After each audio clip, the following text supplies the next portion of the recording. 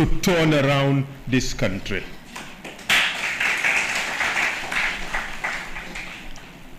I believe with us, we can turn around the country for a better Gambia for all of us. I believe that it is our generation, my generation, me, you, and everybody else included. It is our time to come and take over our country and change this country for good, for the betterment of all.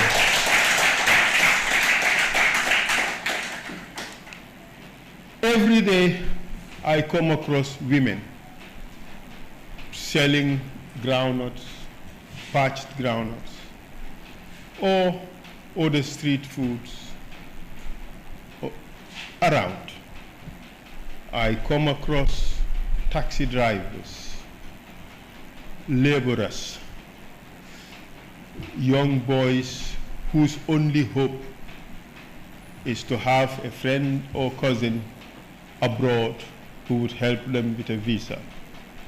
I come across students at the university, even professionals, and all they yearn for is change in this country, a change in which we would entrust the leadership of this country into the hands of educated people who can run this country. This is a change that Gambians ask for. Our generation is being called to step on the plate and stop the abdication. We are being called to come and save our country and to stop giving our back to it. And that is why I am running for president.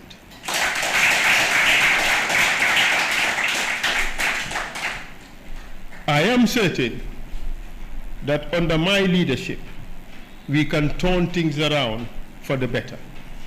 I am keenly aware that my speech today is not intended to unveil a manifesto. However, I would give you a synopsis of what I would intend to do if I have the privilege and the honor of being elected into office. And the first thing, my biggest priority, would be to help bring about unity and reconciliation amongst the Gambian people. We are so deeply polarized.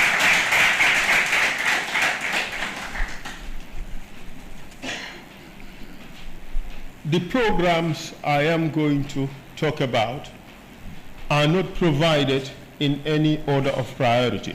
Indeed, our country has too many priorities because we have too many problems. We should assess and take a full and proper accounting and control over the natural resources of this country. You know, there is some digging going on in this country and nobody knows what is being done. Nobody knows what they're digging or what they're looking for or what they are extracting.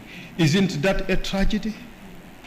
I recall the case of Carnegie Minerals. At the time, the government just did not have a complete grasp of what they were mining, and it led to serious problems. And unless and until we know what it is we have and what it is that is being extracted, we would forever remain being hoodwinked, we would forever remain trapped in unfavorable contracts that we may not be able to untangle. This is important. We have to provide the right type of education. You know, our education here is more about learning to memorize and regurgitate to go and work as clerks. And, you know, yes, basically that's what it is. Our education should be changed. The system should be changed, geared towards helping students learn how to solve problems, First, how to identify problems and how to solve the problems. Our education system, unfortunately, is failing us. We should focus more on the sciences instead of the arts. That is why, I have had the privilege to be approached by many to pay their university fees or college fees. It got to a point I said to myself, since this is too big a problem, I can't help everyone, I have to prioritize. So I started helping only those who are in sciences, because that is what our country needs. If we invest in the wrong education, we have the wrong workers for tomorrow. And that is what is afflicting us today. We need to invest in our education.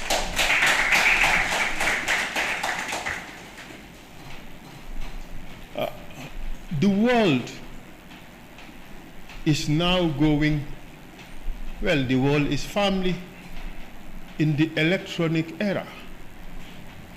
Everything is basically computer-based. In order not to be left behind, we have to invest in that type of education for our young ones. If we have the privilege to be elected in office, we would establish a computer laboratory in every high school in this country so that people would be exposed to these things. I had the privilege of representing the presidency of Kenya when they were indicted at the ICC. I worked on the case of Uhuru Kenyatta and the case of William Ruto. They boldly provided a laptop for each Kenyan child going to school. Unfortunately, we do not have those resources, but we should make an effort. So we'll provide a computer laboratory in every high school in this country and give our young children the opportunity to be exposed to this kind of education. That is the minimum.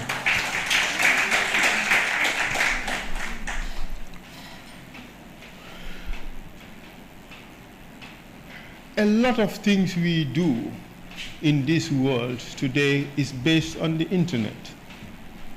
Unfortunately, the internet in the country can sometimes be erratic. I applaud those who have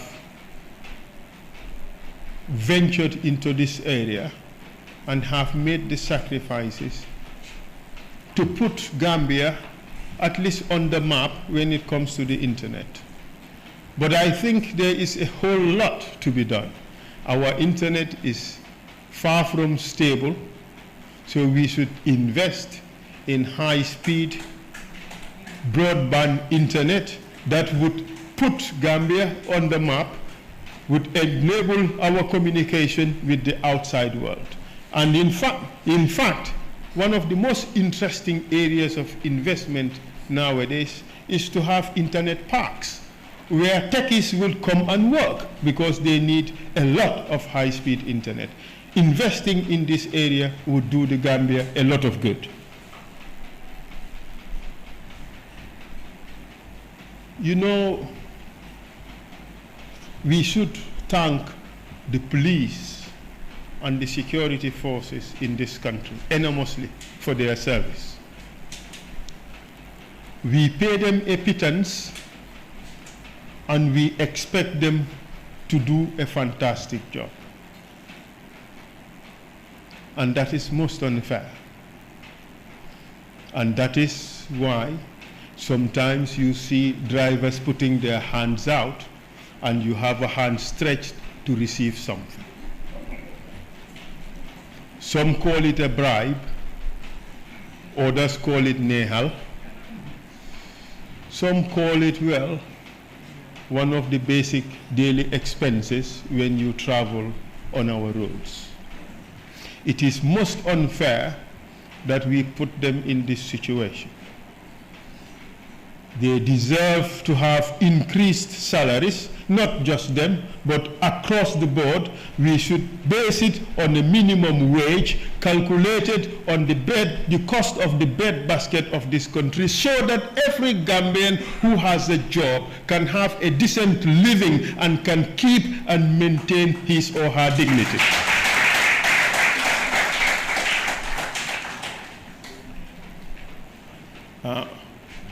We need policies to uplift the middle class. There is no country that would progress without a big middle class. We need to increase or lift the middle class. We have to invest in policies that would do that. We have to have banks that would give out loans, soft loans, so that people can build homes and buy cars. When we were growing up, our fathers were able to take loans from government, loans from banks to build homes, to buy cars.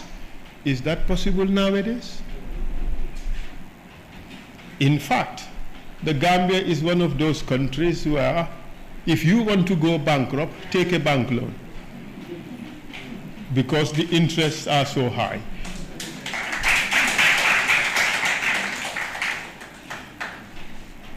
We have to do everything to reduce corruption. It is a disease. Once it takes hold, it is difficult to eliminate. I know a thing or two about that. At the International Law Development Organization, I organize programs that would teach many of the countries in Eastern Europe how to fight corruption. And many of those programs are successful. I can do the same in this country.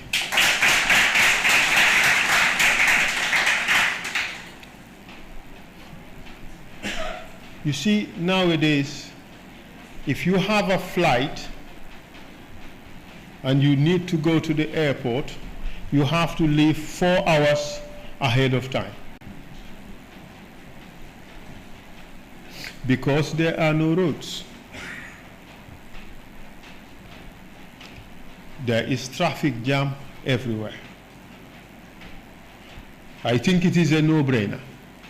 We have to invest in roads, but we have to give this priority. My government, if I am privileged to be elected,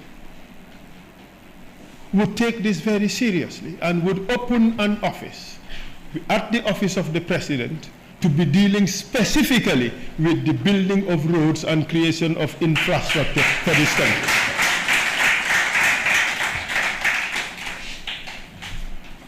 You know, in Africa, we are blessed with a very important resource. That is the sun. Yet we spend so much money on fossil fuels. I think it makes a lot of sense that we invest in renewable energy so that we can enhance or increase the amount of electricity that is available in this country. Certainly without electricity, our development would be retarded, just as it is presently. I don't understand why we cannot be buying solar, at least to augment the supply we have from the traditional or the thermal, the system that we use today.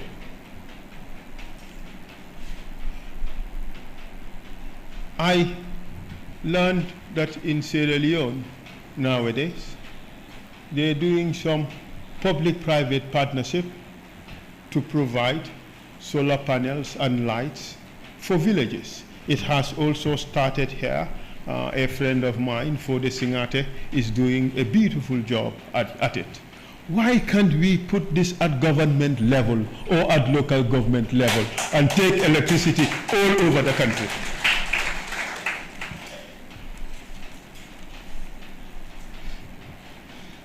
Our agriculture, unfortunately, has deteriorated significantly. We used to have a GPMB. which used to export a lot of groundnuts. Now that is gone. We have to revamp the agri sector, focus more on commercial farming instead of subsistence farming. And I think we should also invest in durable and perennial crops like cashew. I mean, if the amount of work and energy we put in groundnut, maybe if we put in cashew, we would make more money out of our effort, out of the land and the labor that we use to produce them. Because cashew would give you at least $9,000 for processed cashew per ton. Whereas how much would groundnut fetch you? It would give you peanuts. So instead of farming groundnuts to get peanuts, we farm cashew and get lots of dollars. I think it makes a whole lot of sense. This is not to say that groundnut farming would be scrapped. No, it has its values. It is important. We need our domoda. And we also need the leaves to feed animals. But we can also be smart in our investment in agriculture. We have to consciously draw up a program to create jobs. If we don't do that, our young population will continue to be frustrated, and that is a recipe for disaster. I have been to Walo area in Senegal, and I came across a lot of young people. And when I asked, why is it that there are too many young people here? They said they have farms here. They are producing tomatoes for export. They are producing strawberries for export. They are producing vegetables. Now Senegal, they almost feed themselves with rice. There are certain times in the year you cannot import certain agricultural produce in Senegal. Why can't we do that in Gambia and get our youth employment?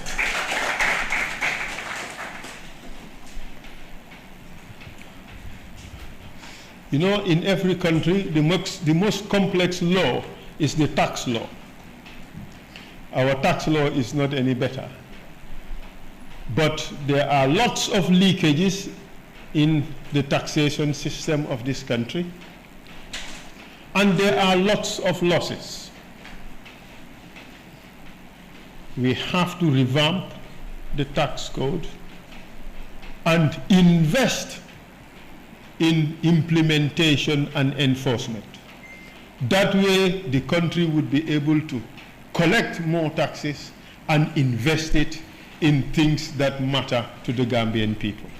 If we don't, then the most important things would depend on what we can get from abroad. And that would be a terrible tragedy. It is about time we invest in what we can produce instead of depend on handouts from the West. The most disheartening sector in this country is the health sector. And it beats me. Why can't we establish a national insurance system to get everybody good health care, so that all Gambians would contribute to their health care and everybody would have access to better health care than what we have today? Why can't we do that?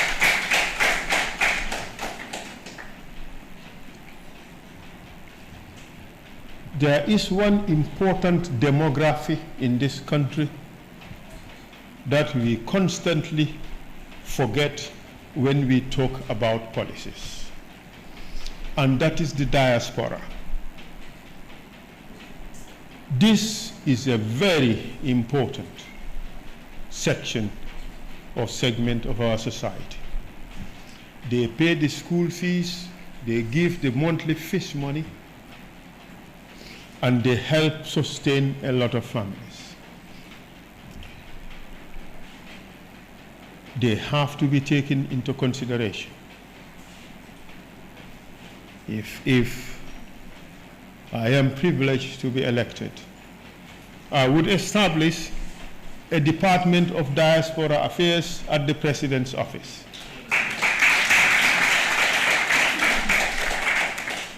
Its responsibility would be to help Gambians bring their money to Gambia at the lowest cost possible.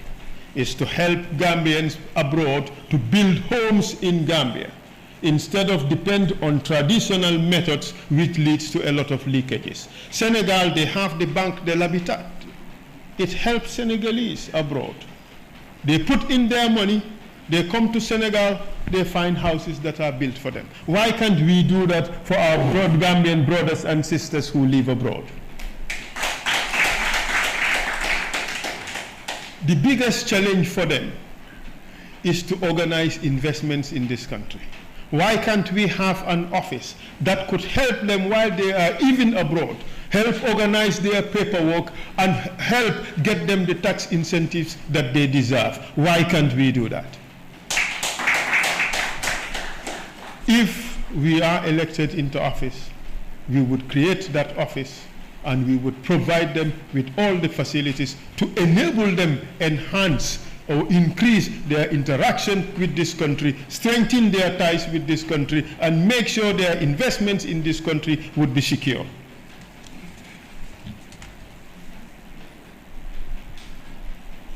There is one important issue that is very dear to my heart.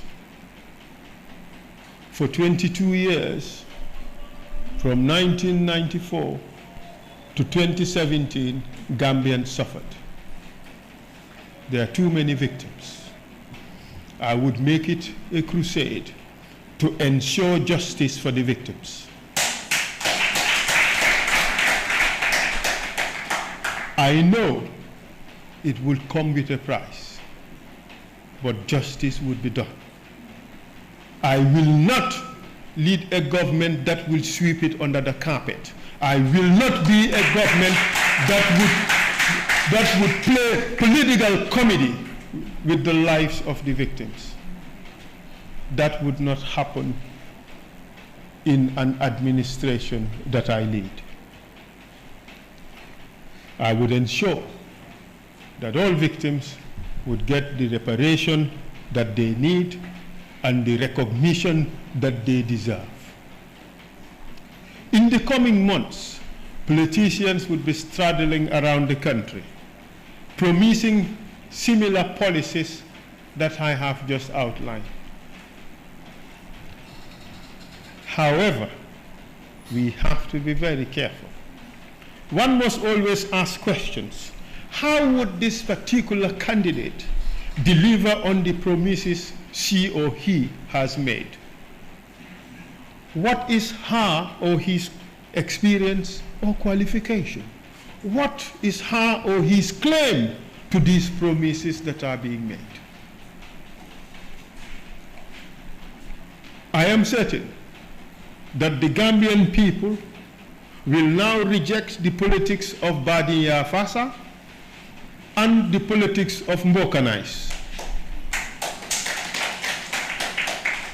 I do want to believe that Gambians would now make a choice and would choose knowledge over ignorance, integrity over dishonesty, pragmatism over dogmatism and idealism, experience over neophytes, and excellence over mediocrity.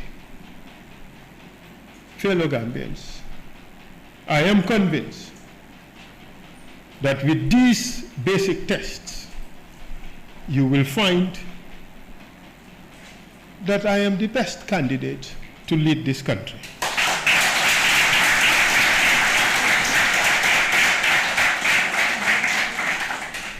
It is no bragging. It is no bragging. My CV, my curriculum vitae, speaks for itself. My work has been presented to this country on television. You can all judge me. Can I be truthful? Yes. Can I be just? Yes. Can I be firm? Yes. Can I be true to the truth? Yes.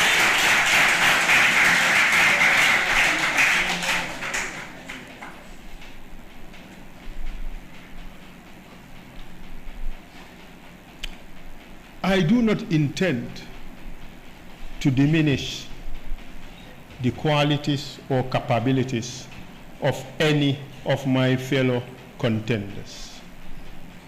I hold all of them to the highest regard. I give them all maximum respect. And ask any one of them, they would attest to it. I give them all maximum respect. And I will continue to do so. But that said, I believe that I am second to none.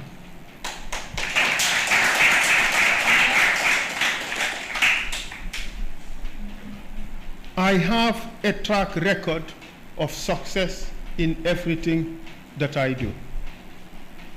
I have worked as the principal or the chief law writer in this country at some stage, albeit in an acting capacity, but I have run the law writing department of this country.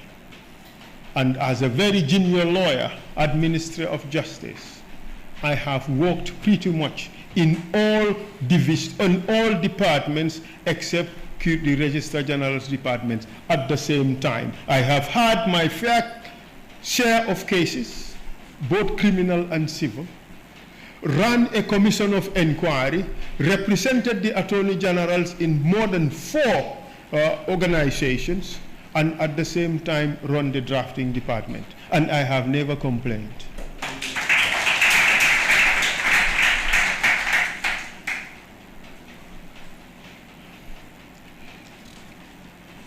I have worked in diplomacy at the highest levels.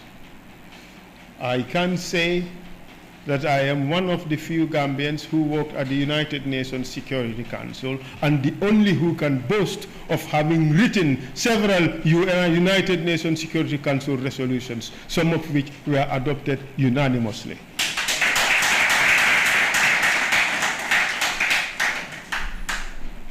I have worked for the United Nations in East Timor as a judicial affairs officer doing policy work for the setting up of the judiciary. And I have worked there as a prosecutor at the same time for both ordinary crimes and serious crimes.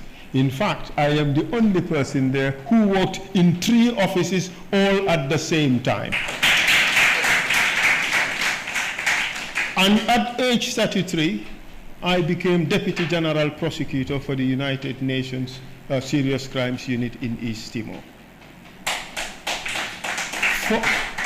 For many, it may not amount to much, but I tell you, it was so impressive, the Washington Post has to do an interview of me and put a photograph of me, one of the few Gambians who've ever had that honor and privilege.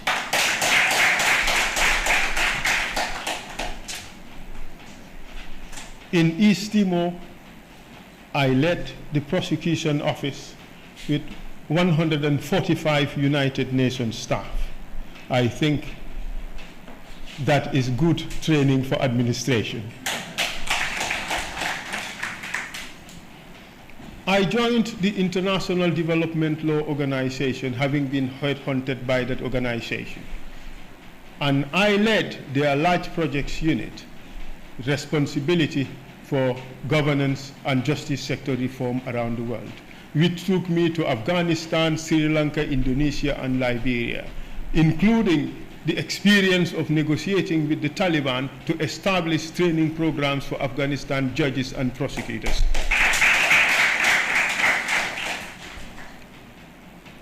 I worked at the ICC.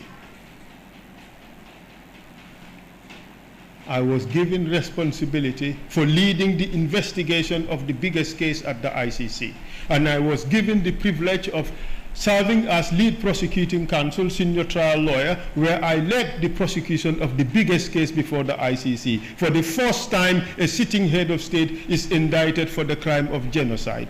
I did that case.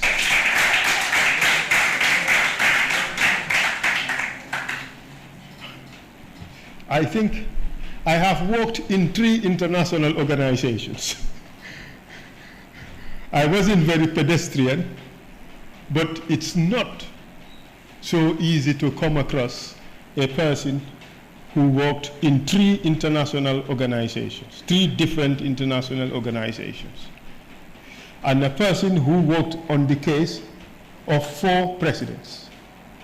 So I dare say that I'm a very good lawyer. I'm not bragging.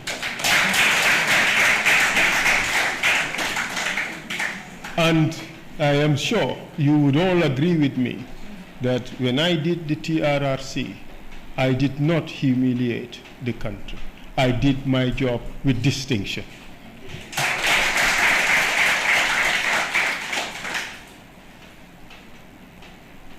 I am also a businessman, and I have modest success in that area. You know, doing business is difficult, but I know that I have guts. I know I am audacious. I know I am brave. I know I can take investment risks. So, to describe me, I would say I'm a man of the world. I have considerable experiences that I can bring to bear in this work. But above all, I know the law, and the law would be the queen for the administration of any country. And therefore, that makes me uniquely qualified to lead this country. I have a culture of excellence and a culture of success in whatever I do.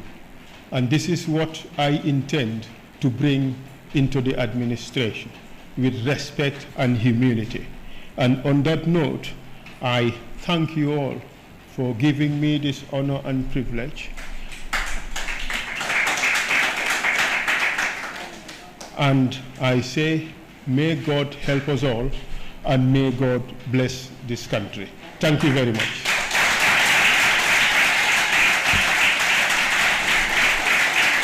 Are you ready to do it? We will all march on henceforth, and we will take over our country, and we would put it on the track for development, and all those naysayers would be shocked. Thank you. Thank you, thank you.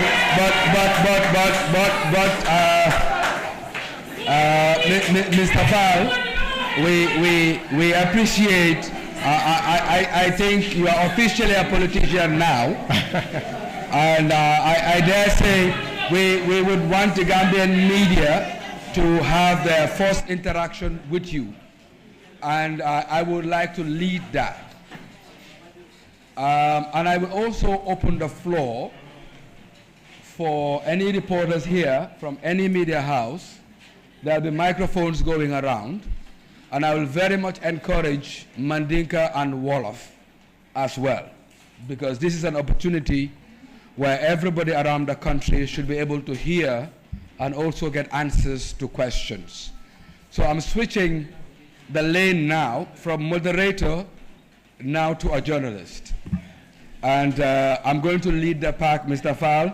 I hope you are ready for us, because wax ji bari na, coow li fii lañ ko fekk, te gën naa yokk ñaari fan yu passé yi Fall.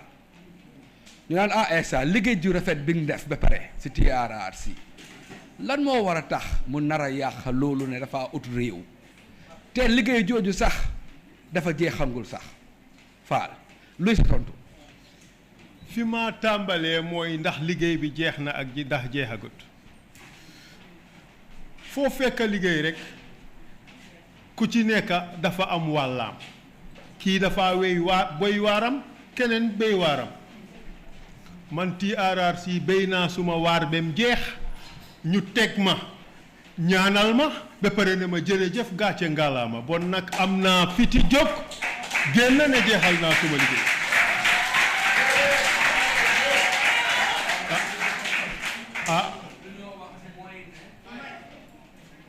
li ñoo wax mooy ne dafa am ab report dafa mel ni boo leen liggéeyee ba pare dafa am ay kayit yu ngeen a dajale di wane seen liggéey di wane itam lan ngeen a digal nguur gi yan yoon la ñoo war a jaar yan dampaañ lañ war a joxe ak ni ñu mel te waxoon nañ ne loolu président jotangu ci kon donc liggéey bi jeexul. loolu moom dëgg bu set wecc la liggéey bi jeexul waaye ñi ko war a jekkali duñ man ku ci ne da nga am sa wàll man suma wàll jeex na bu yàgg waaye dama toog ne xaaral ma dimbale commission bi jekkali ñoom liñ war a def dimbale koy gunge nit nag nga gunge ko ba ne egsi nañ su la ñaanalee tàccul la ne la jërëjëf xanaa kañ nga dëppa dox yi sa soxla moom mi continuer yoon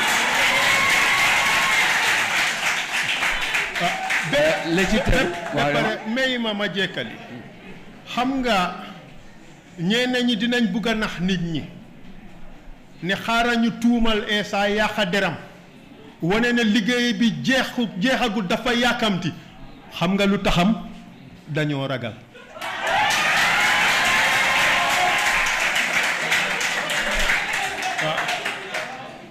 gis nga soo demee koot sax looya ba du bindal jooj bi jooj mentam ba pare ñëw riit ko ndax loolu day am musuma ko dégga soo manit dimbale naa commissionnaire si ñoom ñu def seen report li ma ci liggéey bari na dimbale naa leen ko waaye seen report la ñoom du man report bi man duma ko sign man duma sign report lu tax nag may faa des di feyeku seen xaalis te liggéeyuma dara xam naa ne waaye rek ma yokka ci dara waaw dinañ ko waxee neneen xam nga luñ ci jublu pour yaaxa suma der rek parce que waxi politique a jot waaye su dee dëgg rek moo taxaw te man ci dëgg rek laay wéy dama respect nguur gi respect ña fa nekka respect Gambian people bi looloo tax ba ma joxee suma closing remarks ma des commission ba tey di leen dimbale moo tax it bañ externe commission bi ma des fa ba tey di leen dimbale su ma demee nag ba foog ne man pare naa commission bi d'accord a man ne pare nañ ñu ne ma jërëjëf ñaanal ma am naa sañ-sañi dem te loolu laa def balaa ñoo dugg ci soose xam naa ne suma mbokki journaliste si yàkkamti nañ waaye sa question bi ñaari fànn la woon beneen fànn bi dafa important fu ma jaar wax ci dara nga ne def naa liggéey bu rafet def naa liggéey bu baax waaw ñu ne bu ma koy yàqa di taxaw pour président taxaw président bi sax dafa gën a defar liggéey booba ma defoon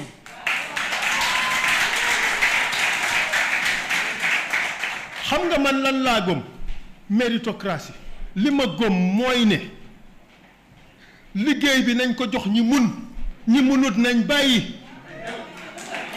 soo ci kaw loolu comme que nag man wane naa li ma mun na keneen wane munam ku ci nekka suñ laa jox liggéey ñu jooj la ci li nga mus a def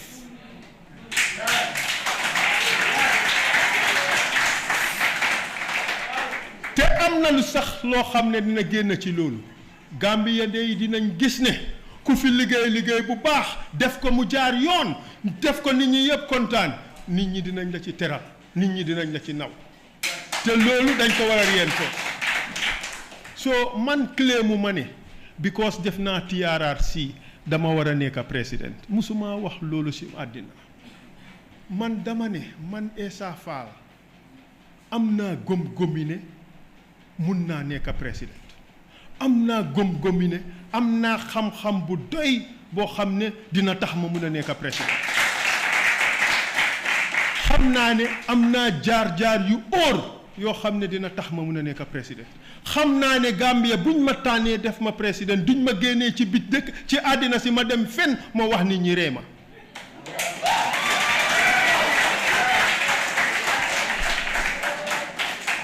te xam naa ne fépp fuñ ma teg ñama faa taseel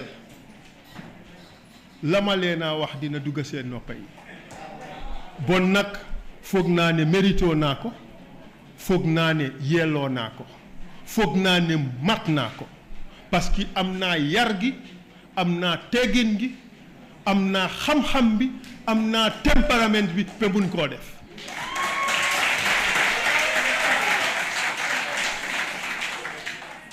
waaye balaa waxtaan bi ni neex nag ngeen may ñu parce que tey suñ ndaje la ñun media ba moom tey loolu moo tax man ma teewe moo tax ñëpp fii teewe bon di ngeen ñu may because dafa am yoo xam ne il faut ñu réeral ko mbe duna ma nekk kawon ngaaloon na ko ye jaasi kunda kele saabi ji anu ngaaloon na fanaa koy ma nekk kawon moyle doo bu jee singol sa kati bari yaa moyle pour ñinin kaaro la seniya kammala mo jamal kam min fo wolom ko do ko ñimmi yalan ko yaa kele a ñi ñaata a benta bara man pare ni da koy man sa kunda ñino le man sa ya ñino la woto foy fongola do ko ñimma e man tara tiña kambang ñun nam ñinen kaaro na baadi mandin ko lo al hekatu ñi nga mandin ko barama do mande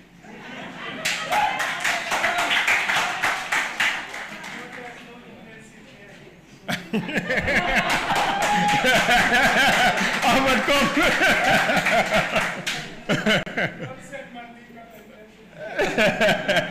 thank you aliya long kumo mu munneti ni lafita mo to kuyala ilafita mo to tinyala ite kumol foyami ya long ko abade mala an sañi be politique wato la so ning inte lota comme nga declare ñamen bi mteni man sa kunda min be siring wala ba fenke la could you say again so political tosul lem ning inte andi man sa kunda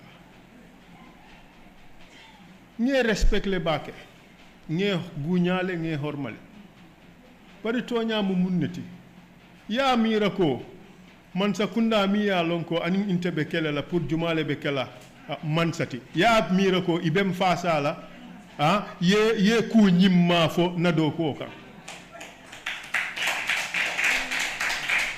ita kela munem toñati TRRC do ku wo ngabanne commissioners ye jen jay yen tentu idua tanye fa so sani kuma abanta fereng ni mobe tamala alfuta do dulato ya foye ko okay abarka idan jang idan farang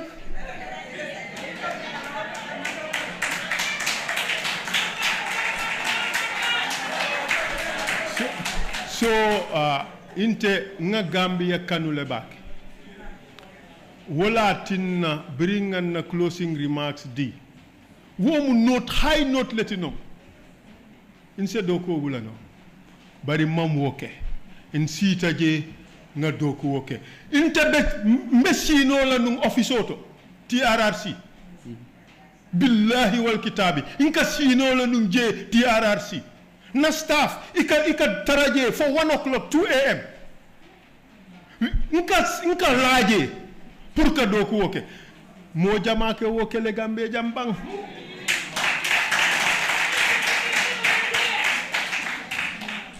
banko kano dorong le wo sab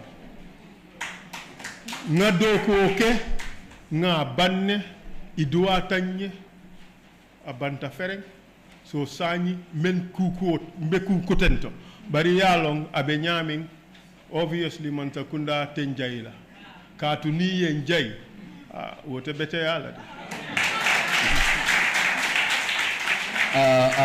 bari wokan ngalo mune be caring bari wokan be nge bunya nge horma nge respect katu itelum man sakundati ngabula wo nyama. I think we have 2 microphones going around. If any of the media persons are interested, Keba, we can facilitate. First, state your name, your media house, and then ask a direct question. In English, Mandinka, and Wolof, whichever language of your preference. Keba, flex down once in front. Oh, yeah, okay. Please kindly stand up, sir. Okay, Assalamu alaikum. Amadou Bari. Man nak Media Sénégal lay liggéeyal as correspondent fii ñaari laaj la am pour Mr Fall. Sorry, can you hold this one? Bu njëkk bi moo di lan moo tax mu xaar ba tey jii nii te nag ñu nekk si daa nekk ñetti weer 3 months moo des laata élection bi mu naan dafay taxaw ndax xatul bu loolu weesoo itam bu wéenul élection yi ndax amul lu muy ragal nuñ koy xoolee beneen bi laaj nga ko Miss Dramé laaj nga ko si waaye man bëggoon naa ko si laaj tuuti parce que am na ñu ko doon laam-laamee lu yàgg moom dafa am political ambition ak yooyu waaye foogul ne lum taxaw nii jox na dëgg ñi nga xam ne ñoo ko doon nga ñi wax ne dëgg la tey jii nii su fekkee am na xam-xam jàng na am na ambition everything waaye ñu bëri xamuñ ko woon balaa commission bi est-ce que ñu koy critiques duñu wax ne moom dafa jëfandikoo ak commission bi def plateforme pour doxal mbiru boppam waaw. jërëjëf foog naa leer na jërëjëf. xam nga yenn yi nit ki dina ko wax mu doon wax ju daanu mu doon wax koo xam ne wax la rekk parce que nit ki dafa am lum ci jublu xam nga soo ànduta nit ki di nga ut loo xam ne dina tax nga critiquer ko waaw soo xoolee amuloo loo ko critiquer nga wax ne dafa tardé mbaa dafa yàkkamti mbaa dafa jëfoo TRRC pour taxaw man de mbër moo gis dooleem laa demee ci géew gi duñ la ne mukk yow comme que fi mu ne da nga entraîné ba am doole da nga xaar ba nga faiblesse nga door a ñëw bëre mus nga koo dégg mus nga koo dégg waaye nit ki tam sa CV rek nga am sa jaar-jaar rek nga am du ma teggi TRRC tegee ko fële ne xool leen ma TRRC bokk ci bon dafa mel ni am na lu ñaaw lu ma fa def man la ma fa liggéey yépp lu correct la ci yoon laa ko teg ak ci gom laa ko teg man dama liggéey ak suma xol liggéey ak suma xel liggéey ak suma ngëm leena laa ci yoon jublu def lu baax def lu rafet nga xam ne ku toog Germany di seetaan TRRC doo ne Gambia amuñ ay lawyer ku toog United Nations di seetaan doo ne Gambia amuñ ay lawyer te mun naa laa wax ne foo ci dem ci dëkk yooyu muy New York America muy Germany everywhere in Europe ñu ngay wax suñ TRRC bi suñ ko liggéeyu toon mu baax kenn du ko wax suñ ko liggéeyu toon mu baax Gambien ñi duñ toog di seetaan Gambien ñi dañ bari caractère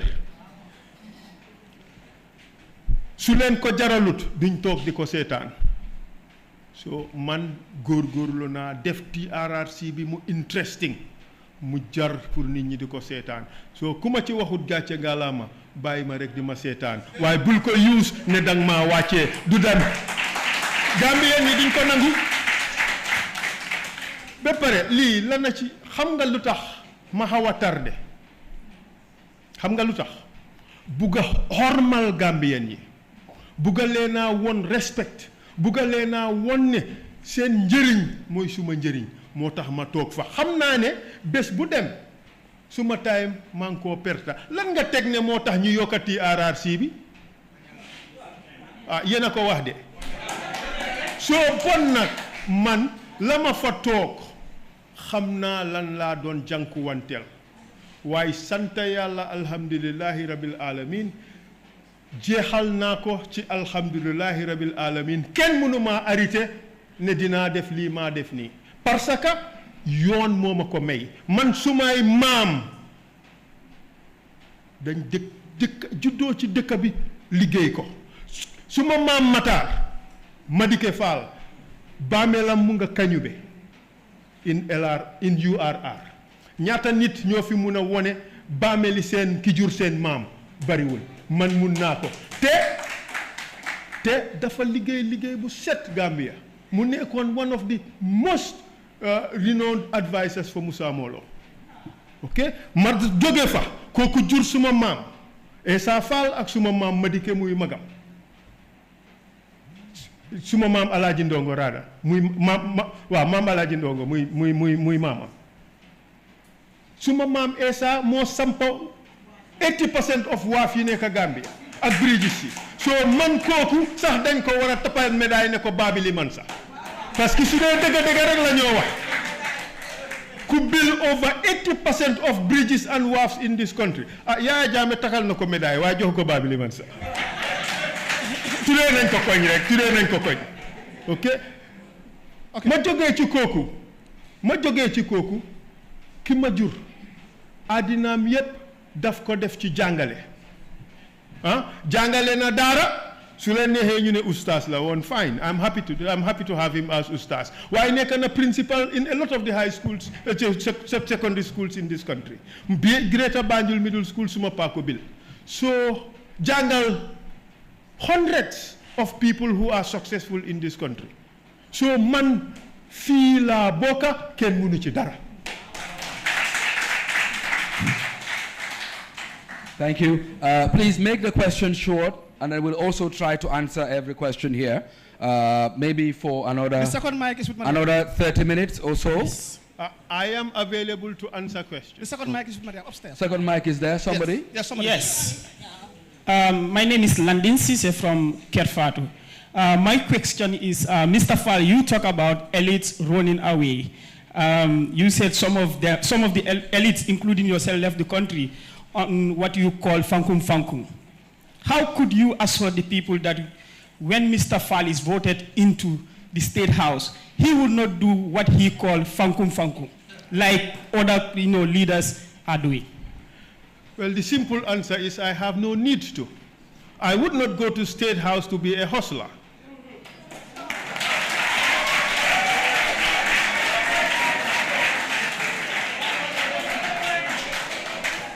I am satisfied with the little that I have, and I think that little is sufficient to sustain me and my family. Next question, please. Keva, let's get it moving, please. Yes, Flex. I think Flex wants to answer.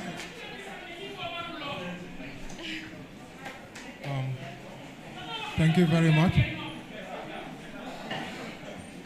Gewel yi di ngeen ñu may nag lii bési media la de suñ paree ñu abal leen micro. Assalamu alaikum, jërëjëf. Yusuf Taylor for Gainako Online News. So my question is with regards to the TRRC. Again, the report hasn't been submitted, and you have played an instrumental role in the commission. Now, in between now, we have 1 month before that report is finalized. You as lead counsel, will you be needed as to provide clarification, especially for this report before it is finalized? And if that is the case, why could you not have waited for your announcement to come at least in 30 more days after the report has been finished and submitted? You see, the answer to that question is quite obvious. I have already answered it. Because the report is a report of the commission and of the commissioners. So the commissioners signed their report. if there is any clarification that needs to be asked, it should be asked of the commissioners. But the commissioners themselves would not need to ask me anything, because the commissioners and I and the entire legal team sat over several sessions to discuss all the contents of the report. So there should not be any need to come back to me. But even if there should be a need to consult and find out, the Commission has a legal consultant who participated in the writing of the report. That person is there to answer those questions. So really, I don't have much need for the Commission now, and that's the reason why I left. And also, I should not allow political maneuvering to jeopardize the political desires of the Gambian people. I should not allow that. Yes. Let me come in, and let's make the question short. I'm getting bombarded, Mr. Fall. People want to know, what is the name of your party? They want to hear from you. Apparently, you didn't name a party. Are you independent? Do you have a party? What is happening? People want to know. I don't have a party, and I don't need one. I could not have made a party if I wanted to. You know why? Because I was engaged with the TRRC. So I cannot be going around the country gathering signatures to form a party. I could not do that. In fact, I made up my mind to run for president late in the day. Okay, I was toying around the idea. Sometimes I'll say I would, on other times I say I wouldn't. I prevaricated. I changed my mind on several occasions. But my mind is now firmed up, and I am in the race. I am now officially, by announcement, a candidate, an independent candidate for president. And let me tell you, one of the principal reasons I did not want to have a party is I don't want to be beholden to any group of people because of the profound and far-reaching changes that I would want to make in the administration of this country, from civil service reform to the fighting of corruption. I don't want people to sit there and say, you must give me a job. I want to have a cabinet that is 50% women. I don't want some guy sitting there telling me you cannot do it. I want to have a cabinet that is ethnically and regionally balanced and diverse. I don't want anybody telling me you cannot do that. You must give me 5 positions. I don't want that. That's why I want to be as independent as possible. Thank you. Okay, let's get it going. Second mic. Yes. My name is Saleh Jang, a freelance reporter. Well, my question is, you spoke a lot about most of the area, poverty, healthcare system, and ensuring justice for victims of the past 22 years. But as a presidential candidate or aspirant, what will you say to that girl that have been waiting for over 10 to 15 years without justice for being raped, or women that have been facing domestic violence and they couldn't get justice up to this day? This is a very important question. We must always protect the most vulnerable members of our society. It is an obligation. And perhaps that is one of the main reasons why I chose to become a lawyer. I have prosecuted a lot of these offenses, and I still do. And that is why I sit here today and boldly declare that I would pursue justice for the victims, even though I know that that would be unpopular. I know that there's a huge segment of our society who would not vote for me because of that statement I have just made. But you know what? I am prepared to lose votes just because I need to stand on certain important principles and values. And this is one of them. Yes. Come on. Let's go, guys. Please stand up so we can see you. Okay. Name, media, question. Yeah, thank you very much. Yankuba Jallo, Foreign Newspaper. Mr. Fall, usually if you call people, most of the time we ask for manifesto, and then we are told your manifesto is not ready. And now people want to know, how do you intend to address the economic challenges of the country? You are talking about what? The economic. You are talking about tax, reforming the tax regime of the country, tax laws and the implementation. What are the plans to address the economic challenges? You are talking about, for example, the mining sector, that it should be in the hands of Gambians. What else do you have for addressing the economic challenges of the country? Because that is the most important thing. The country always run, how to say, deficit every time. What are your plans to address this? You see, a country would not have an economy if it doesn't produce anything. So there are two ways to build an economy: through production or through services to generate income and generate wealth. The government does not generally have money to invest in the critical areas, so it has to depend on doing a few things. One is to try to generate revenue through taxes and to invest it in areas. But the most important one is the creation of an enabling environment for businesses to prosper, investments to come in, for the government to enlarge the pie, that is to increase its revenue base. If there are any experts in the world on creating good environments for businesses to prosper, it is lawyers. That is what we do. Lawyers who write the laws, lawyers who work in policy, and lawyers who oversee enforcement. I have done all those.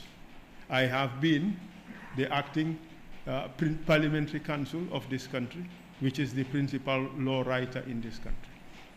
So my plans are, importantly, to create that enabling environment for businesses to prosper and expand, to create that enabled environment that would give investor confidence for investors to bring their monies here. But my biggest target is Gambians in the diaspora. That's why I want to create a diaspora department, diaspora affairs department at the president's office, to encourage and help Gambians bring their money in this country and invest them. What we have today is, Gambians, you cannot do more business in absentia. You send your money to this country for business, boom. We have to create that environment for these people to be able to invest in this country, and those investments will succeed. We have to create environments for people to invest in services. Contrary to some beliefs, the services sector creates a lot of wealth in a society, and we should encourage that. Creation of insurance companies, creation of building societies. You know, we have the Social Security and the Housing Finance Corporation. Are they building houses in this country? Don't people in the diaspora need houses? Don't they have money to pay for it? So you see, this requires a lot of creativity. If we had created a building society, government uses its money to create a building society, and Gambians in the diaspora invest in that. You can make deposits and savings in that building society, and if you want a house, they can provide you with houses of particular types. They would be building, and people can select and buy. These are all ways of helping to spur an economy. Services is the way to go, mostly for a society that does not produce much. What do we produce? Groundnuts, and we get peanuts. So we should invest in the services sector. As a junior lawyer at AG Chambers, I know that we had lawyers, we had in our laws offshore banking rules and so forth. Do we have an offshore bank in Gambia? A lot of these things are in fact in our law books. It's just a question of the government coming up with programs that would help you see, bring this out to light. People would take advantage of them and invest. Government cannot just be printing money, and government cannot invest in things that it does not have. So what government can do is to create that environment for the people to do it themselves. So what government should do to support economic growth is to create an environment for businesses to flourish, and also to create an environment for businesses and capital to come into the country. And that you do it by way of making sure that there is investor confidence. And that we also plan to do through reducing corruption to the minimum, and also ensuring transparent government, creating e-government such that the bureaucracy is significantly reduced and there is transparency. If you the biggest problem in Gambia now is if you make a lease for land, you can follow it for 14 years. You will never get your lease unless you have somebody at land's office or an agent who you would pay. He will go rubber and get you the document. That is the system in this country. If we have e-government, as I plan to do, you have a transparent system, you would also have a system that would engender confidence in the people.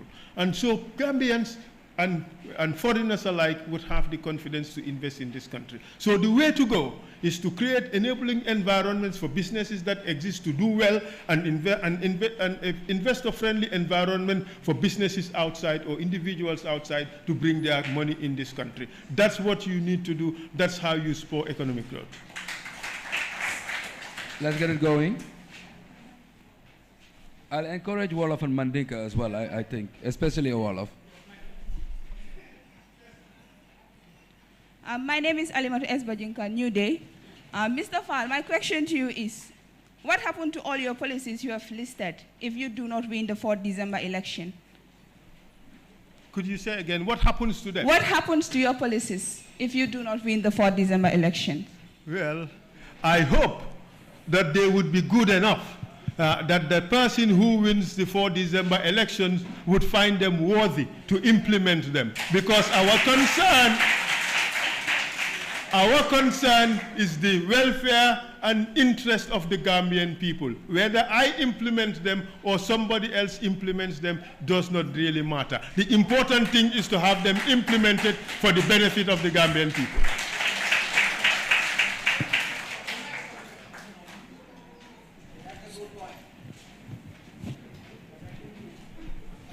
Thank you very much, Mr. Fall. This is Omar Ba, of course, from the Standard newspaper. I have a couple of questions, but I'll start with one. A question that was given to me by one of the victims who live nearby. Of course, you know, you will excuse me, of course, for asking about the TRRC again, because, you know, it seems everything around you in this country is around the TRRC. So you would excuse us for asking questions regarding the TRRC. So this victim want to know from you, now that you have decided to join the political frame, whether this will not in any way distract the government in terms of the decisions they're going to take with regards to the TRRC recommendations. And the victim also want to know whether ESA, who is so dear to them, will continue, who is so dear to them, to the victims, will continue to stand for them, even in your political rallies and other places. He wants to know that. So the second question is with regards to whether you really want to work with other parties or other presidential experience, whether you have started it already.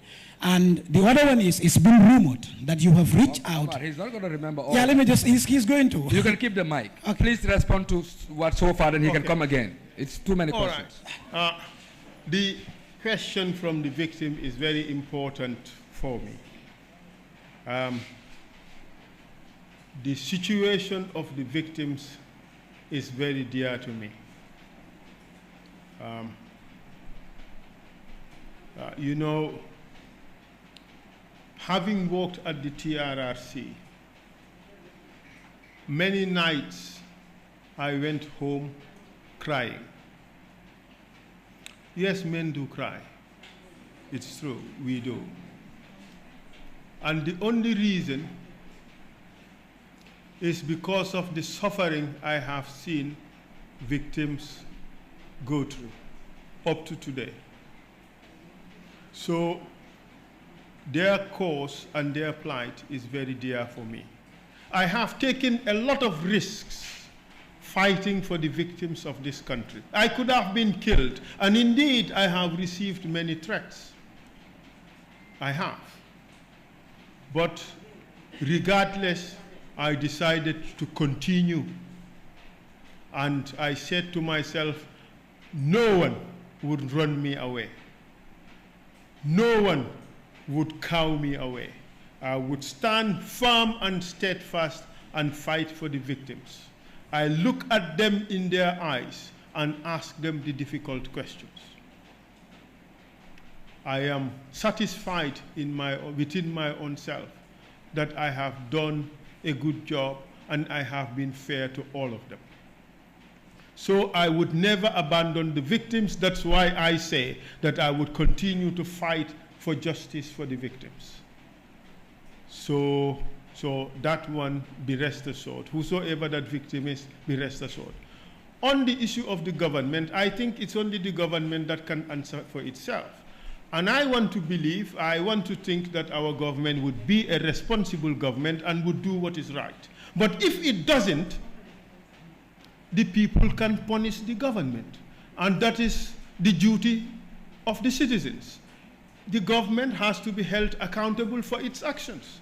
If it does what is right, applaud the government and re-elect them in office. If they do wrong, ajindi.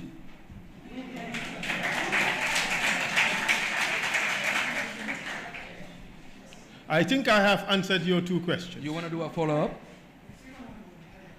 Please. Second one was what? I asked two questions. Yes. The TRRC, of course. Would you want to join any political party? Yeah. Or would I want to join any political party? Yeah, or they join you, either way. You see, this is an easy question. It is also a difficult question. I would not want to join any political party just for the sake of joining. Our ideas must align. Okay. There should be the possibility of an effective working relationship. You don't want to have an unholy alliance or a strange bedfellows. And I have particular beliefs. Fighting corruption is one very dear to me. You know, trying to reconcile the country, it is also another that is dear to me, and a host of policies that I have outlined. While I would want others to join me, in fact, I take this opportunity to call on all the opposition parties to come and join me.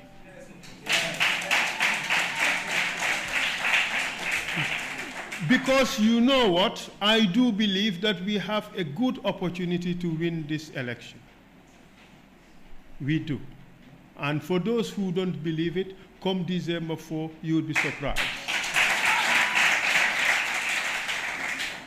But to conclude on that point, I don't mind being endorsed by parties who think I am worthy enough to lead. I don't mind going into coalitions with those parties who think that my values align with them. But that is if I feel the same. It all depends on the kind of arrangements and the parameters for selecting leadership. Of course, each of these candidates would think that she or he is better than the next candidate. So there should be a system of selection that is above board, a system of selection that would produce the best candidate. Only on those bases would I be willing to join a coalition. But of course, I am open to that possibility. It all depends on the arrangements. I hope that answers your question. So the final two questions. One.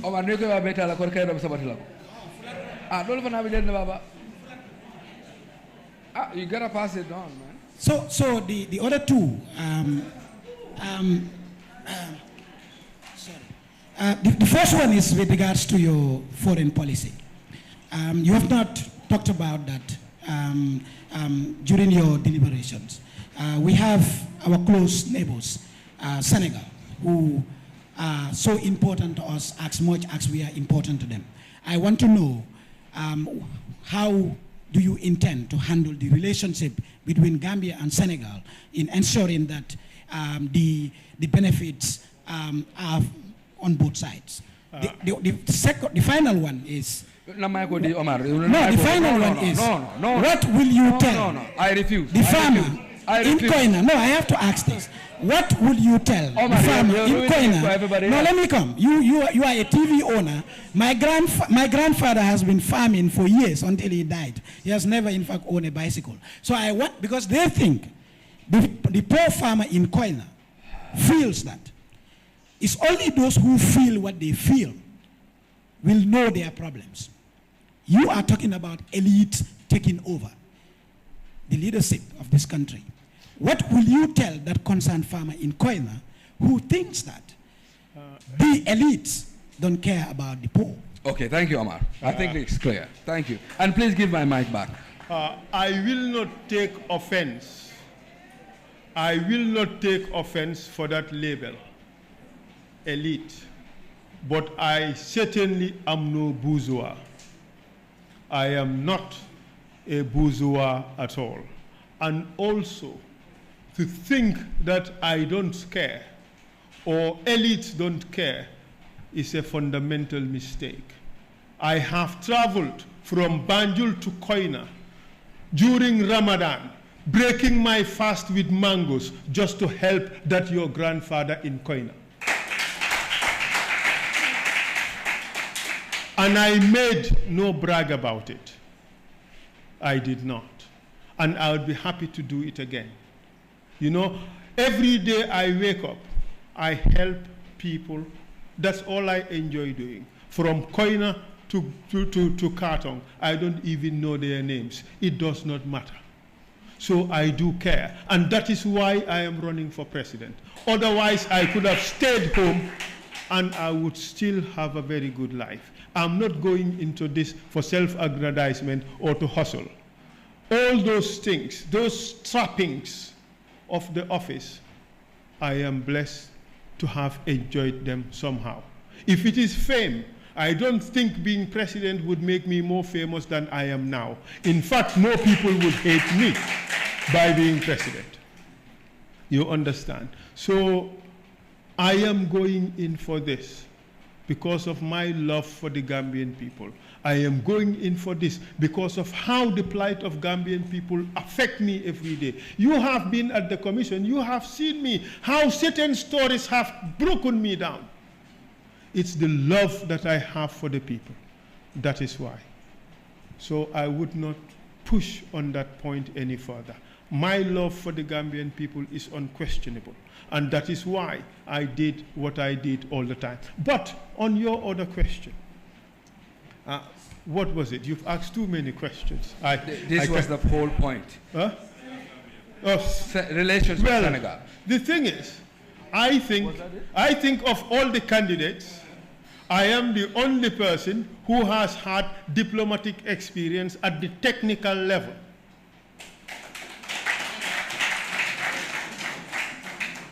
I mean at the technical level. We have to respect and honor Ba Usainu. He was our country's foreign minister and he worked with distinction. We have to recognize that.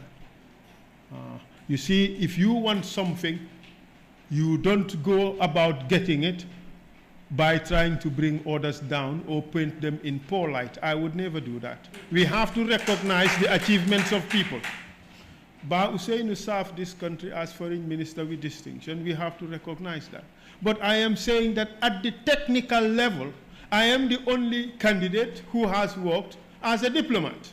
And I did at the highest levels. And I have worked with Senegalese. I have met them in New York. I have worked with them, and they found me no less a diplomat than themselves.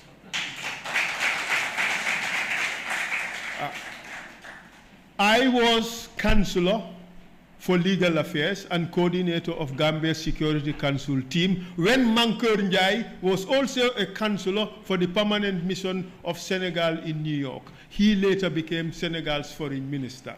I think I also have those qualities, wouldn't you think? Mr. Fall, the and mic let is me going tell up. you, Okay. I know a good deal about the relations between Gambia and Senegal, and I would tell you, my beautiful wife here is Senegalese.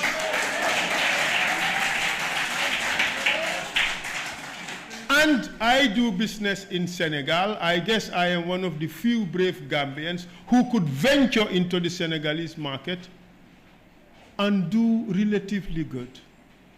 So I know them, I can deal with them. Thank you very much. They're passing the mic around, but I'm getting a few questions online. The where were you question is coming up. And they're asking, where were you when the country needed you the most? Why didn't you ever join the struggle when you were needed? You know, the person who asked that question is asking it out of ignorance. The person is making wholesale assumptions about things that he or she does not know. Ask Ba Usainu whether ESA has ever contributed to the cause of UDP. I was an international civil servant. There are rules that governed my employment. And I am an honorable person. I will not break them. When petitions were being signed to declare that we were all Mandinkas and to send a petition to the special advisor of the Secretary General on genocide, I put my signature. And as a international civil servant working abroad, I helped many families in this country. You know how many jobs I got for Gambians? You know how many jobs I got for Gambians who were persecuted in this country? In the first place, I started sending Gambians on UN peacekeeping missions. You know what that meant for Jammeh? This thing should stop. It should not happen again. I continued undeterred to help Gambians get jobs abroad. And that was also important contribution. And the thing is, a lot of us contributed on the ground simply because that is what the rules expected us to do. You would not expect me, an international civil servant, to come and stand in political rallies or in demonstrations. When I finished my work, ask the guys in Dakar whether I was not in the demonstrations. They would tell you that ESA was there. So I have done my bit. But the thing is, even whereas I did not, I think the where were you, or where you are, where you were, is just an unnecessary question. What matters is, now I am here. Yes. Mic number two. Mic number two. My name is Janke Sise. I'm mentioning your priorities, which are the reason you want to contest in the December elections, unless it's an oversight from my side. But I didn't hear anything about women empowerment, children, and people that believe they are not meant for the classroom. And the second one is, we have about 18 political parties in the country. And what are your chances of winning from the scale of 1 to 10? 9.9.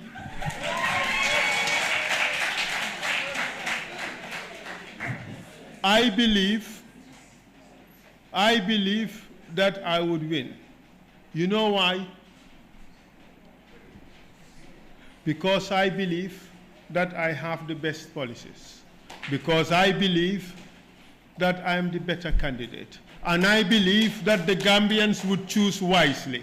I do believe Gambians would choose knowledge over ignorance, integrity over dishonesty, pragmatism over dogmatism or idealism, experience over neophytes, and excellence over mediocrity. And be rest assured that women would hold a central role in my administration if I am privileged and honored to be voted into office by the Gambian people. I think I am the only candidate. I don't know about the others. I don't know their policies. I did not even have the time to read their policies because I was busy with the TRRC. But I can assure you that with me in office, half of the cabinet would be women. Because I do believe that the women are becoming the most educated segment in our society, and they are the most numerous. Why put them aside? I think I have said that in my speech. So women would occupy a central role in my government. Yes, sir. I would start to begin, Your Excellency. You can call me Esa, you know. Yeah, but I'm giving you title now. No, I don't need titles. You can call me Esa. Oh, very good, very good. You see, one thing is for certain. Yes. The presidency will never change me. Exactly. Thank you. Yeah. This is the man I know. I passed through his father when he was very young. Please raise your mic a bit. Yes. When he was very young, and I was going to hotel school, and he was going to Gambia High School. I know his potential, his capability. BT, they are complaining that it should be a question. Yes, I'm coming. Please arrive. Yes, please I'm coming. Arrive, sir. And then I know you have a lot of plans. As events flowing, we would like to know from you what are your things, your manifesto, and whatever you're planning to do for the country. But my question here, I know it's not easy when you're running for presidency, for simple reason because you need to have a lot of resources, and you have a very limited time to go. And I want to know, actually, whether are you making any plans of where you're going to have some groups, your party militants, how are you going to get your party militants, and how you get your resources. And after all, I want to know who is going to fund your party. Thank you very much. Thank you, sir. Thank you. Okay. Be rest assured that the funds to run this campaign will be available. You know what? The Gambian people are very generous, and they want a good candidate. They want a good president. They would put in the resources to fund that campaign. But you know what? I will do what I can for this campaign. Not so much for me, but for the purposes of bringing change in this country. And that is all that matters. I can't recall the other question because I could not hear you clearly. But yes, who would be my sponsors? I am not looking for any grand sponsors because I don't want anybody to think that they can control me or direct policies. I don't want that. I will take the $5 or the 10 bututs. You know, when we worked for GNF, I did a fundraising in Mimbekere. The people were so happy that one woman came and gave us a basket of jahatu. Another man came and gave us a cow. You know what? Those people and the person who contributed $100,000 were all the same for me. They were all well-meaning Gambians who were contributing to help ensure the welfare of the Gambian people. For me, I'm not looking for grand investors. I'm just looking for enough moderate funds to fund my campaign. I would do a fundraising, and I trust that the Gambians would give. And believe me, boy, we have support. Thank you. Okay, we're gonna take 3 more questions. But for all of the media that's here, please, Boor is here. please identify him, chase him, follow him for one-to-one interviews. I think Kerfatu has one tomorrow, but then Boer can coordinate for one-to-one interviews should you need it. We are not going to spend the whole night. This is a naming ceremony. It's a lunch. We're supposed to be here for an hour, and he's already been here for more than 2 hours. So perhaps 3 more questions, apart from the one I'm going to ask now. There are 2 questions that have been sent to me. One is, what are you going to do for the community that is differently able in the Gambia? People want specific answers to that question. Nañ ko def ci olof sax silmaxa yi ñi tële yi lan nga am pour wax leen boo gañee nekk président Gambia lan ban yaakaar nga na woon lan nga leen mën a dikk pour won le léegi-léeg cër yi manqué waaye warul tax ba ki silmaxa warut a bokk ci liggéeyum réew wala waruñ koo fonka wala jox ko aajo wala jox ko gëdam. I have a very strong relationship with some of these organizations. If you ask them in Gambia, I have funded a lot of their programs, including their participation in Paralympics. A lot of these organizations have named me as a patron. It's because of, did you say that I should answer in Wolof? In fact, that's what I preferred. Okay. Mbootaay yi yëpp am na ak ñoom relationship, am na jokkoo guñ am. Silmaxa yi am naa ñoom relationship. Lafañ yi am naa ñoom relationship. Mumu yi am naa ñoom relationship. Ñoom ñëpp laa def teranga suma digganteeg ñoom parce que ñoom ñëpp seen programme si dinañ ma yëgal may ci def li ma mun. So bon yaakaar naa ne su dee mun naa def loolu ci fi ma toog nii bon yaakaar naa ne bu ma Gambien si óoloo doy ma doy leen bañ ma tànn def ma président bon am naa yaakaar ne xanaa taranga googu duma ko bàyyi.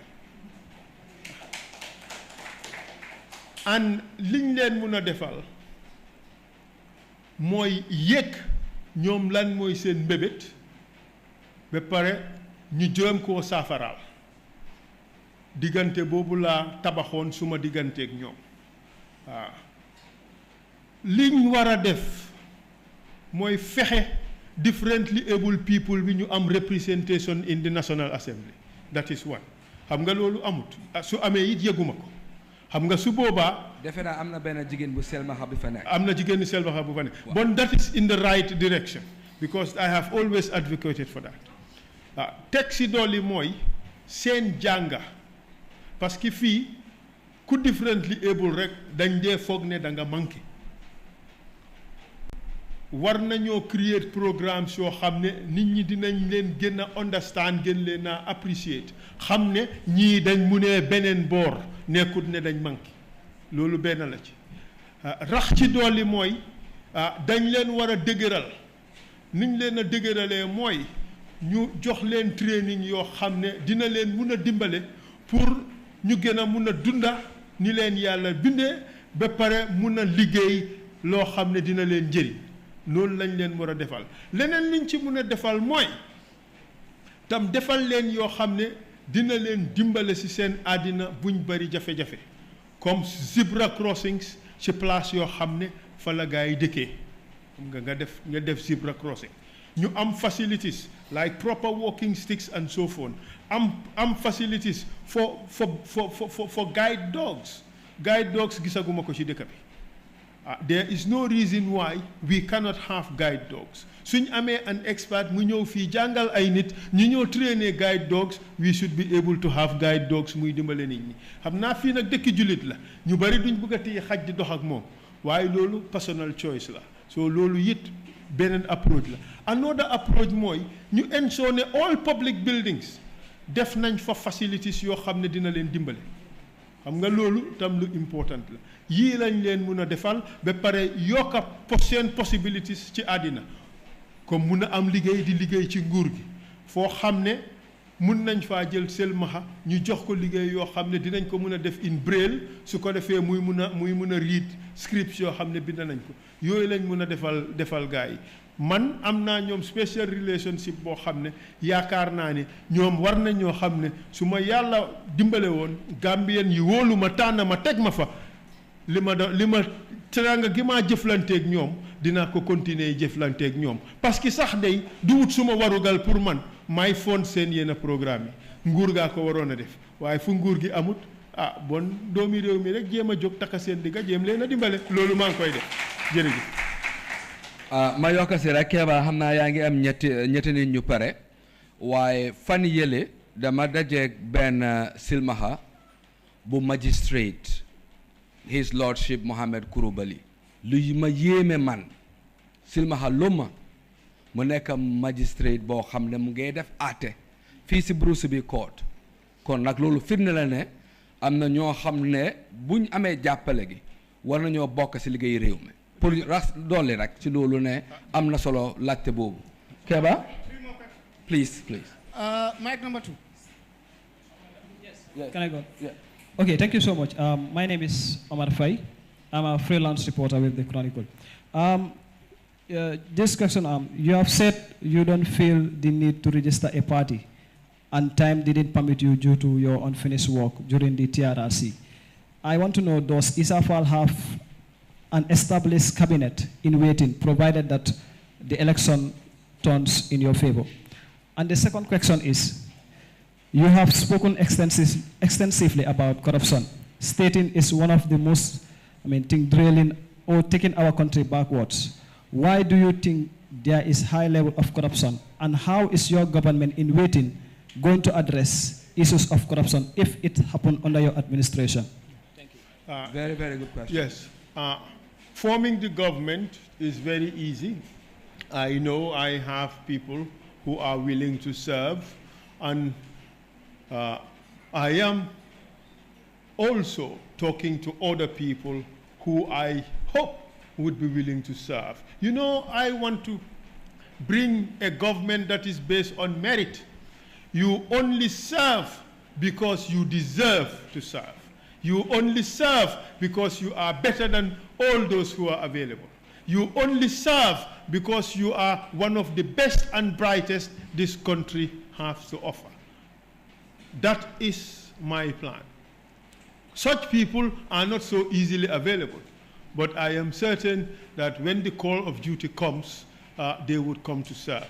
Another thing I want to do, I have told you I want a cabinet of 50% women. I want a cabinet of about 40% from the diaspora.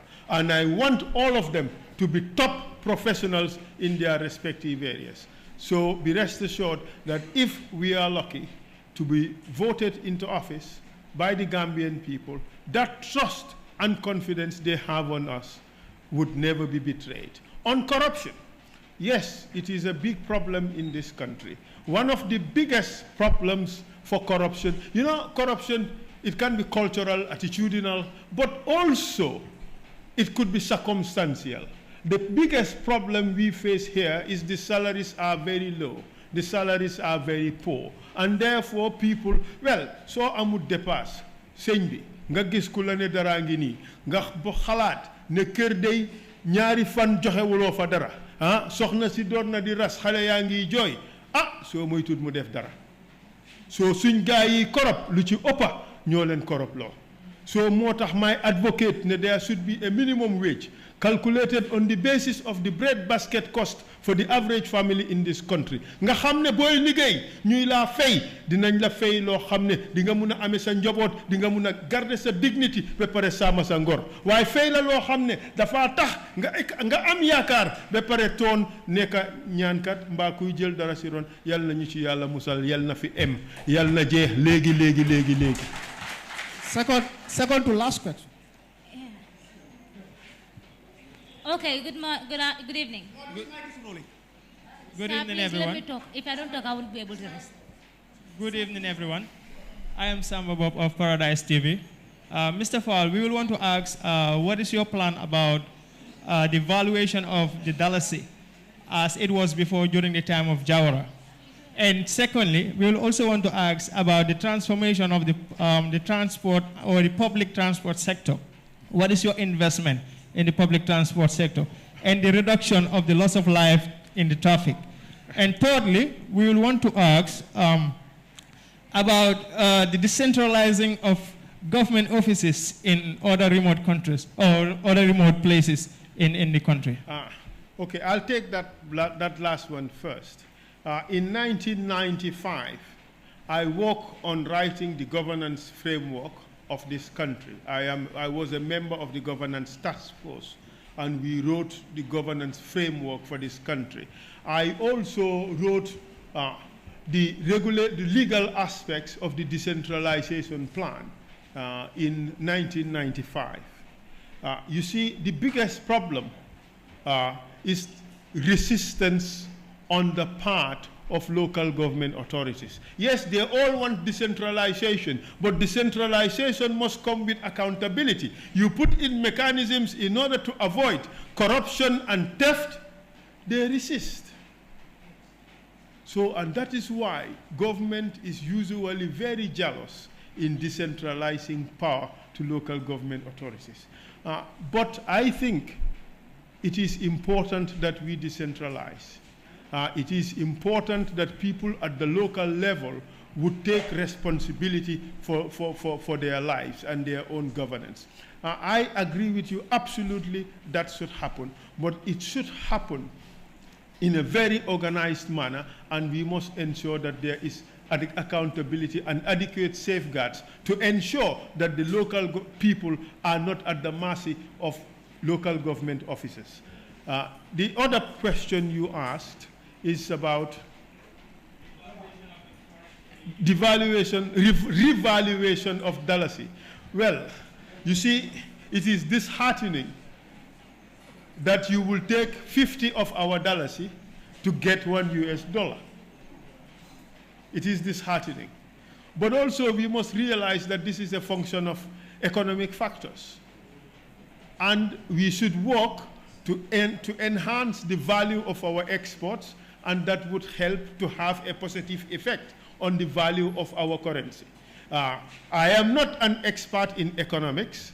My economics is only up to A-level standards, but I do think that just revaluation of a country's currency without having anything to back it would just spell disaster for that country, and therefore must be avoided. So we must do these things with the advice of the economists, making sure that we keep to the fundamentals. And that is the way it should go. I would not so boldly jump to say that, we revalue our dalasi just without having an economic basis for it and without having a proper study of the situation. I think it would be foolhardy to just jump into that. This is a very delicate area. It's an area where angels would tread, so fools should not just jump in like that.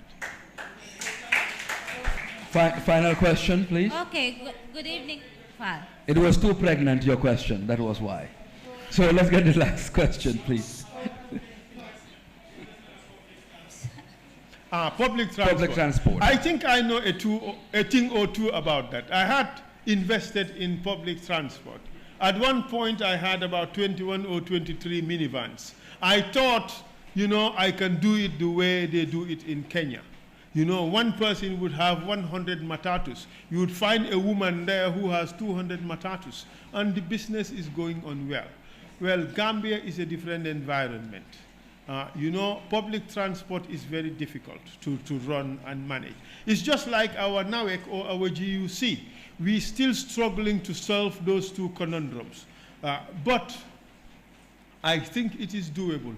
With greater discipline in our society, with less corruption, we should be able to do effective and efficient public transportation. But without that, public transportation in this country is bound to fail. Just imagine, you have a driver, okay, who would go in the morning, make $1,000, enough for Werse, he would go and give it to a zero man.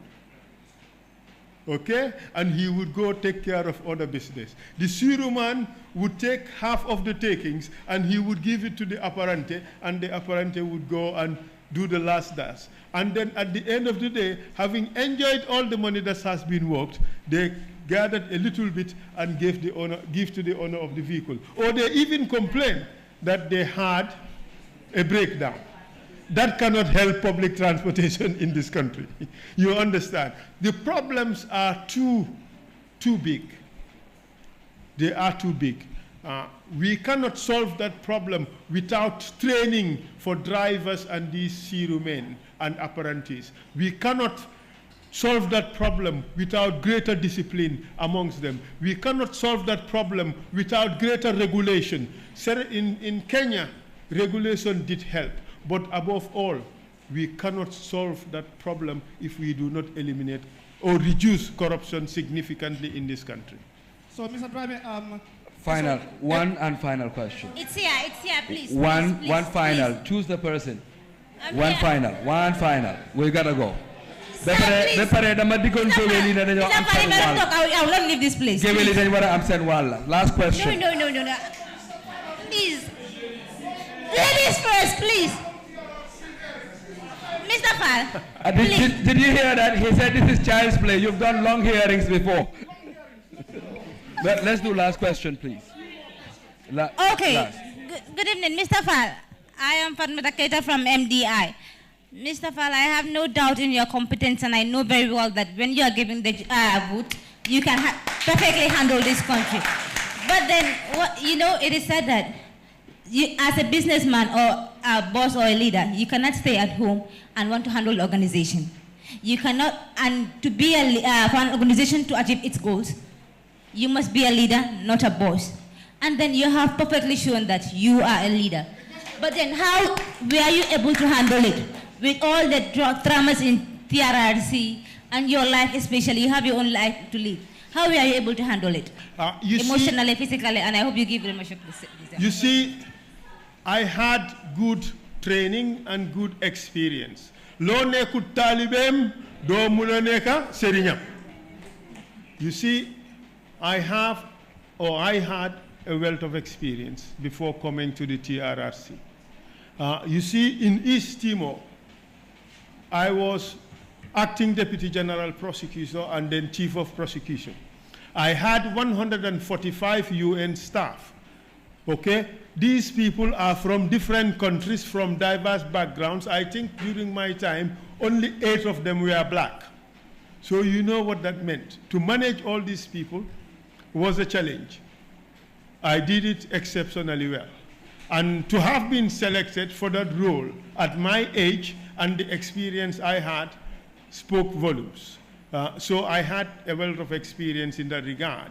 At IDLO, as head of large projects unit, I had to run projects around the world. In Afghanistan, for instance, I had 2 projects, one for $6 million and another for $14 million. I ran both projects successfully. And the people who manned those projects were lawyers from different countries. So that too is another experience. At ICC, I had the biggest team. In fact, most of the lawyers who were in prosecution would prefer to work in my team. I had Chinese, I had Korean, I had Caucasians, I had Africans, I had Arabs. I managed them all with success. My work has taken me all over the country, all over the world, I mean to say. I have worked in Africa, I have worked in Europe, I have worked in America, I have worked in Asia. That prepared me for what I was to find at TRRC. I bet you would not find any of the candidates who have worked for 3 international organizations, have worked in almost every continent or several continents, and have worked in several fields from diplomacy, accountancy, law enforcement, good governance, and you name it. You cannot find all that experience in any candidate except me. And that is why you should vote me to be your president, come December 4 so that we will take our country back and put it on the right track for development and make Gambia what it should be.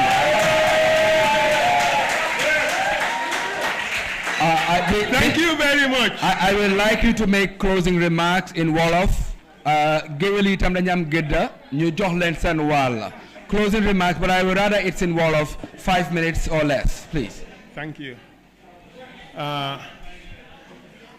Jërë ngeen jëf Gambia. Kontaan naa lool.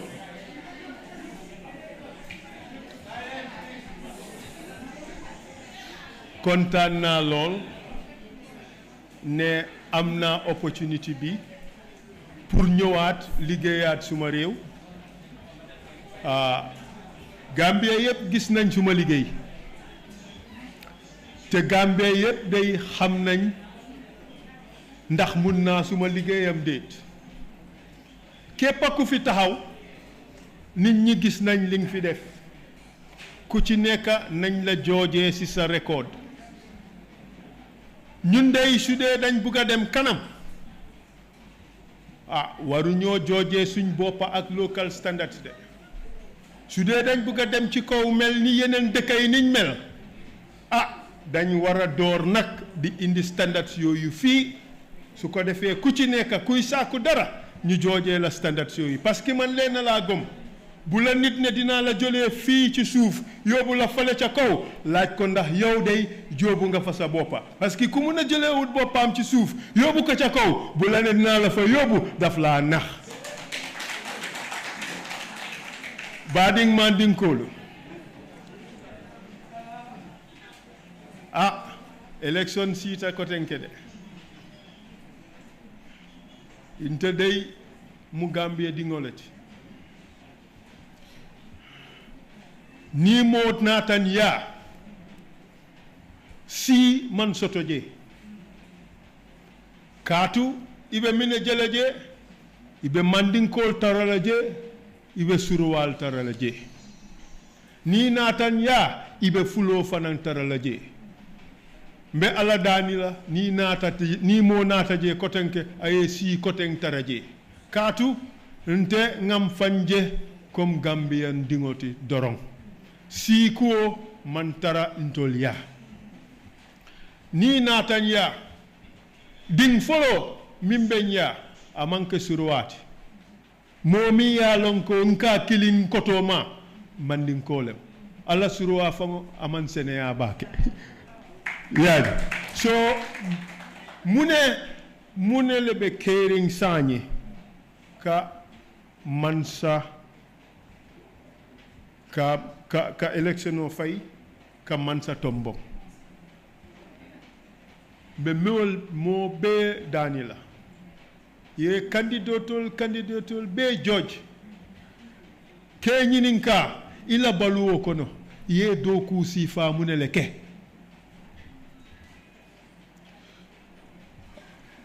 idnininka ye munele mara ya marale daming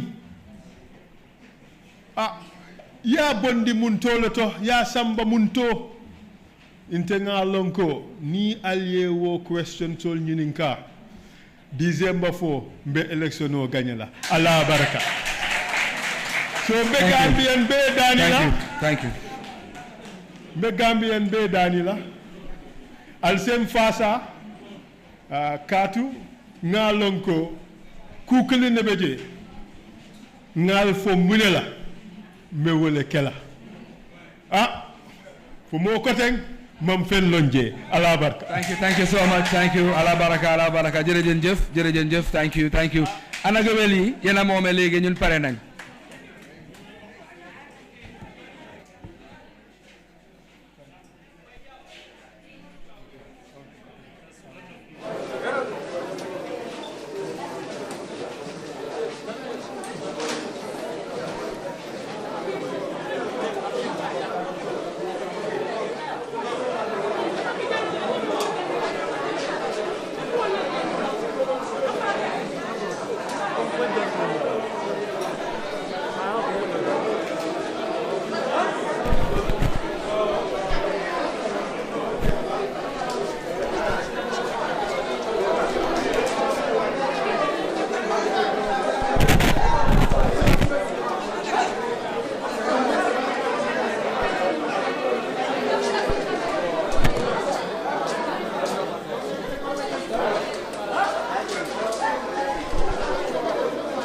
You